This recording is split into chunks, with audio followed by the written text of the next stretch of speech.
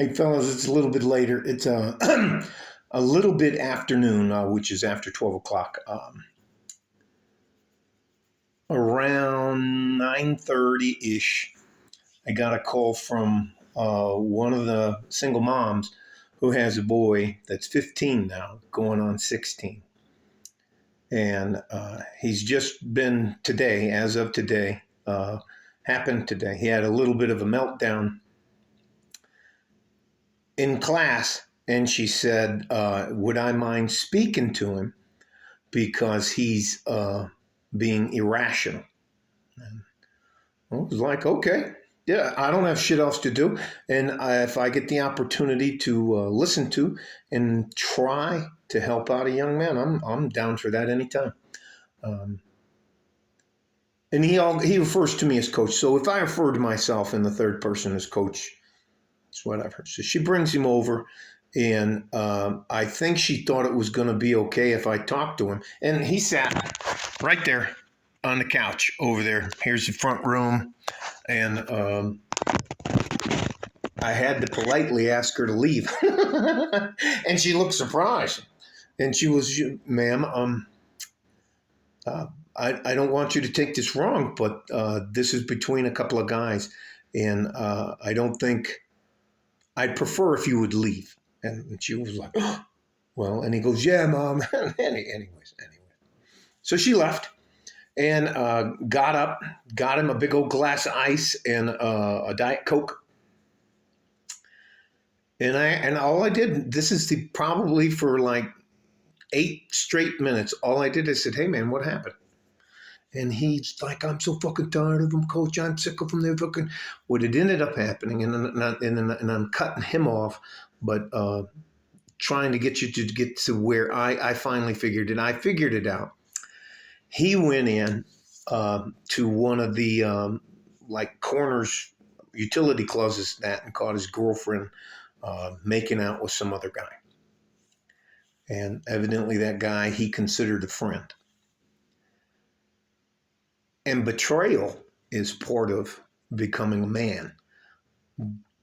Being able to deal with betrayal is a big part of who you're going to decide or what kind of man you want to decide to be. So, how I deal with younger men is you have to let them, in my opinion, this is just my opinion, and I'm not trying to tell you what to do. I let them vent. I didn't interrupt him. I didn't try, I just let him vent. And he went on for like 8 minutes straight. It's not ended. And why people don't fucking care about me? Do I have to care about them? How come I have to be nice to people and they don't have to fucking be nice to me? That's fucked up.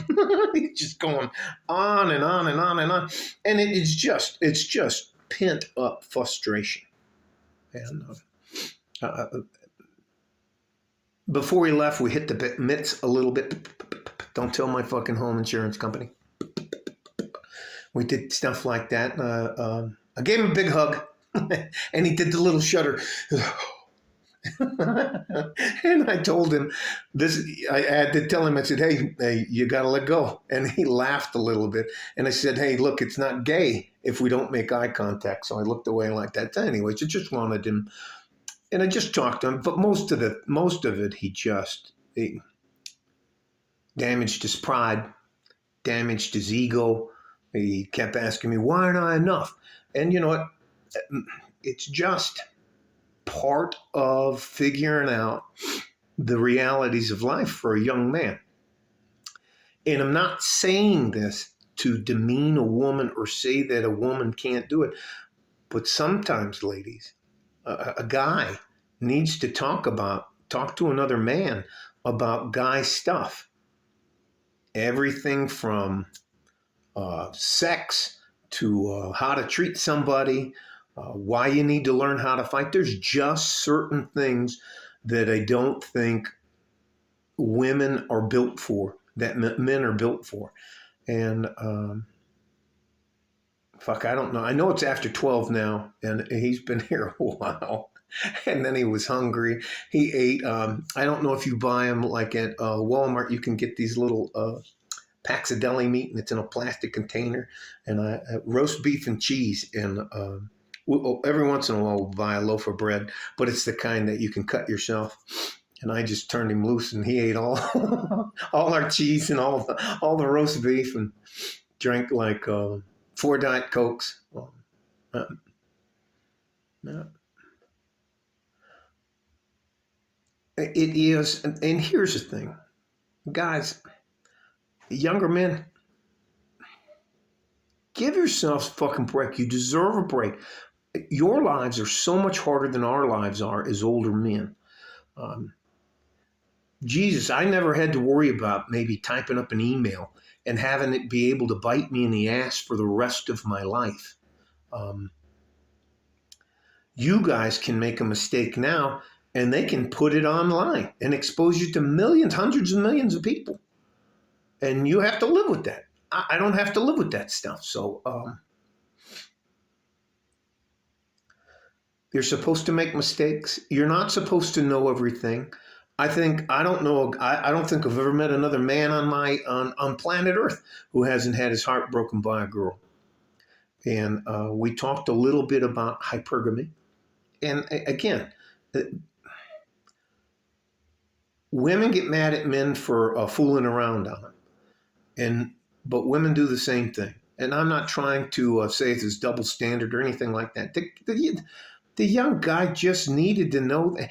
And at school, they just if a guy acts like a guy and gets frustrated and starts yelling, they're ready to throw him in jail or ban him from school for the rest of his life. It's like you're punished for being a young man. And you're supposed to fuck things up. You're supposed to lose your shit every once in a while. And you know what you need? Every once in a while, you just need somebody to listen to you. I didn't tell him what to do. I didn't tell him what he did was wrong. But when I did hug him, I did tell him that it's not gay if we don't make eye contact. He left here better.